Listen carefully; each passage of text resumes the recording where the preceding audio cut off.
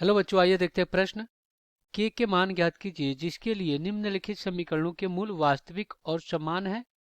X का वर्ग minus 2 कोष्ठ में 5 प्लस 2 के गुणे एक्स प्लस 3 कोष्ठ में 7 प्लस 10 के बराबर 0। तो अब हम क्या करेंगे, यहाँ पे मुख्य अवधारणा लिखेंगे। मुख्य अवधारणा, तो ये क्या होगा इस प्रश्न के लिए। तो सबसे पहले तो मानक द्विघात समीकरण लिखेंगे। मानक द्विघात समीकरण ये होता है आपका ए एक्स का वर्ग प्लस बी एक्स प्लस सी बराबर आपका 0, जहाँ ए बराबर नहीं होता है 0 के। अब देखिए मूल वास्तविक और समान कर रहा है, तो इसके मतलब डी क्या होगा, बराबर होगा 0 के। कब, जब मूल क्या हो, मूल वास्तविक वास्तविक तथा समान हो। मूल वास्तविक तथा समान हो तो डी क्या होता है, 0 के बराबर होता है। तो डी क्या है, यह है विभक्त कर। यहाँ पे लिख लेते हैं विभक्त कर। ये होता है डी बराबर बी का वर्ग माइनस 4 गुणे ए सी। तो डी जब 0 हो जाएगा तो हमें बी का वर्ग माइनस 4 गुणे ए सी 0 के बराबर हो जाएगा। अब दिए गए समीकरण को हल कर लेते हैं। तो हमारे पास जो समीकरण है वो क्या दिया गया है, एक्स का वर्ग माइनस 2 गुणे कोष्ठ में 5 प्लस 2 के और गुणे में कितना एक्स प्लस 3 कोष्ठ में 7 प्लस 10 के और बराबर में आपका क्या है 0। तो जब तुलना करेंगे तो ए हमें मिल जाएगा 1, बी हमें मिल जाएगा माइनस 2 कोष्ठ में 5 प्लस 2 के और सी हमें प्राप्त हो जाएगा 3 कोष्ठ में 7 प्लस 10 की। अब यहाँ पे क्या करेंगे, रख देंगे।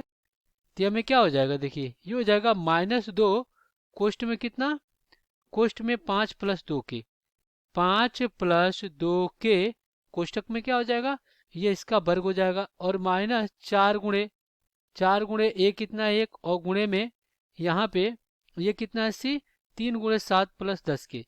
तो ये हम कर दे रहे हैं 7 प्लस 10 के और गुणे में यहाँ पे कर दे रहे हैं 3 बराबर आपका क्या हो गया 0 हो गया। माइनस का वर्ग प्लस 2 दूना 4 कोष्ठ में 5 प्लस 2 के और इसका क्या हो जाएगा वर्ग हो जाएगा और माइनस 4 तेई 12 कोष्ठ में 7 प्लस 10 के और बराबर में आपका क्या हो जाएगा 0 हो जाएगा।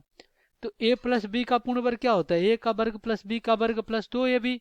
तो यहाँ सबका क्या आ जाएगा 4 कोष्ठ में 50 प्लस 4k का वर्ग और फिर आपका क्या हो जाएगा 5 दूना 10 दूना 20k हो जाएगा और माइनस कितना हो जाएगा, इधर गुणा करें 1284 और माइनस 12 में 120 के बराबर आपका कितना हो गया 0 हो गया।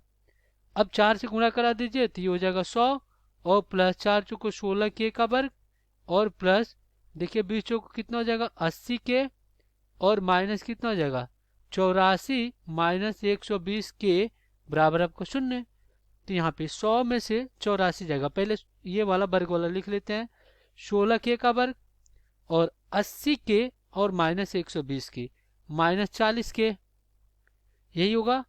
और यहाँ पे 100 में से 84 जाएगा तो 16 बचेगा, तो प्लस आपका 16 बराबर कितना हो गया 0 हो गया। 8 इसमें से उभयनिष्ठ ले लेंगे 8, तो यहाँ पे 2 के का वर्ग माइनस 8 पचे 40 के और प्लस कितना हो जाएगा 8 दूना 16 कोष्टक बंद बराबर 0। 8 0 में चला जाएगा तो 2 के का वर्ग माइनस क्या हो जाएगा 2 के का वर्ग माइनस 5 के प्लस कितना 2 बराबर 0। अब हम क्या करते हैं, इसका गुणनखंड विधि का प्रयोग कर लेते हैं हल करने के लिए, के का मान ज्ञात करने के लिए। तो हम प्रथम पद का गुणा आखिरी पद से कर देंगे तो 4 के का वर्ग हो गया। अब यहाँ पे माइनस 5 के है तो माइनस 5 के को दो भागों में इस प्रकार तोड़ेंगे कि गुणा करने पर 4 के का वर्ग, योग करने पे माइनस 5 के आ जाए। यानी हम यहाँ पे मध्य पद का विभाजन कर रहे हैं। तो यहाँ पे इसको हम क्या लिख सकते हैं माइनस 4 के और माइनस के। अगर देखिए माइनस 4 के गुणे माइनस के करते हैं तो गुणा माइनस माइनस गुणा कर प्लस, यहाँ पे क्या हो जाएगा ये हो जाएगा 4 के का वर्ग और यहाँ पे माइनस 4 के और माइनस के 5 के बराबर हो जाएगा माइनस 5 के।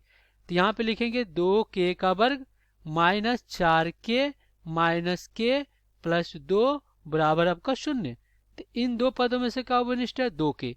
तो जब 2 के उभयनिष्ठ लेंगे तो क्या बचेगा? के और माइनस क्या आ जाएगा? 2 आ जाएगा।